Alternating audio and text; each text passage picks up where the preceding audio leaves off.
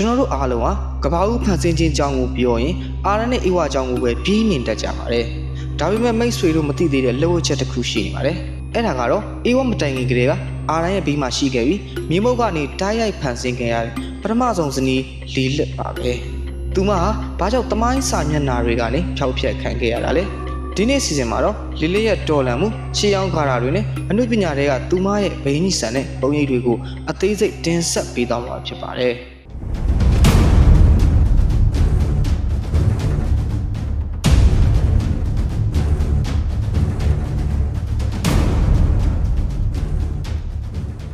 ရှေ့အောင်ဂျူးကျန်းစာတွေရဲ့အဆိုအရလီလစ်ဟာအေဝါလိုအာရန်ရဲ့နံရိုးကနေဆင်းသက်လာသူမဟုတ်ပါဘူး။သူမဟာအာရန်နေသူမြေမုတ်ကနေတိုက်ရိုက်ဖန်ဆင်းခဲ့ရသူဖြစ်လို့ငါဟာမင်းနဲ့တန်းတူပဲဆိုတဲ့ခံယူချက်ပြင်းထန်သူပါ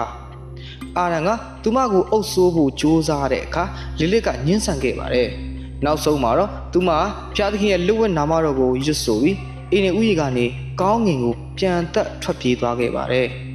ဒါဟာလူသားသမိုင်းမှာပထမဆုံးသောလွတ်လပ်ခွင့်အတွက်တော်လှန်ခြင်းလည်းဖြစ်ပါတယ်။လီလစ်ထွက်ခွာသွားပြီးနောက်မှာသူမဟာနတ်ဆိုးတို့ရဲ့မိခင်ဖြစ်သွားတယ်လို့ရှေ့လူတွေကယုံကြည်ခဲ့ကြပါတယ်။ဒါကြောင့်လေလွန်ခဲ့တဲ့နှစ်ပေါင်းများစွာကဂျူးလူမျိုးတွေကလီလစ်ရဲ့ရန်ကနေကာကွယ်ဖို့ဂါရာမန်နယ်တွေကိုအသုံးပြုခဲ့ကြပါတယ်။မွေးကင်းစကလေးတွေကိုလီလစ်ကလာရောက်နောက်ဆက်မှာစိုးရင်တာကြောင့်ကလေးရဲ့ပကတ်ပေးမှာကောင်းကင်တမန်၃ပါးဖြစ်တဲ့ Sun Ring, Sun Ring, Samajara ဆိုတဲ့မျိုးတွေကိုရေးထိုးထားတဲ့လက်ဖွဲ့တွေကိုချိတ်ဆွဲလေးရှိပါတယ်။အိမ်တကားဝတွေမှာလည်းလီလစ်ထံမှကင်းဝေးပါစေဆိုတဲ့ဂါရာတွေကိုရေးသားပြီးသူမရဲ့ကျူးကျော်မှုကိုကာကွယ်ခဲ့ကြပါတယ်။ဒါဟာမောင်ထူးရဲ့သခင်မအပေါ်ရှေးလူတွေရဲ့ကြောက်ရွံ့မှုကိုပြသနေတဲ့သမိုင်းထောက်ထားတွေပဲဖြစ်ပါတယ်။အနုပညာလောကမှာလည်းလီလစ်ဟာဘိန်းကြီးဆန်စွာတည်ရှိနေပါတယ်။နာမည်ကျော်မိုက်ကယ်လန်ဂျီလိုရဲ့ Sistine Chapel ကပကြီကားကိုကြည့်ရင်အေဝါကိုအသီးပိနေတဲ့မွေဟာအမျိုးသမီးမျက်နှာနဲ့ဖြစ်နေတာကိုတွေးရပါလိမ့်မယ်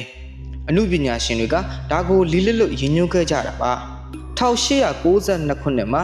ဂျွန်ကော်လီယန်ရေးဆွဲခဲ့တဲ့လီလစ်ပကြီကားမှာဆိုရင်လေသူမကိုမွေတကောင်နဲ့အတူဆွမ်းဆောင်မှုရှိရှိပုံဖော်ထားပြီးဖိနှိပ်မှုတွေကိုတော်လှန်တဲ့မောက်ဘတ်ချန်ကလွတ်လပ်သူဖြစ်တင်စားခဲ့ပါတယ်။လီလစ်ရဲ့ဇလန်ဟာတရားဝင်ကျမ်းစာတွေမှာမပါဝင်ပေမဲ့သူမဟာအမျိုးသမီးတွေရဲ့လွတ်လပ်ခွင့်နဲ့ဒန်းတူညီမျှမှုအတွက်ပြားရုပ်တစ်ခုဖြစ်ဒီနေ့ထိရှင်သန်နေသေးပါ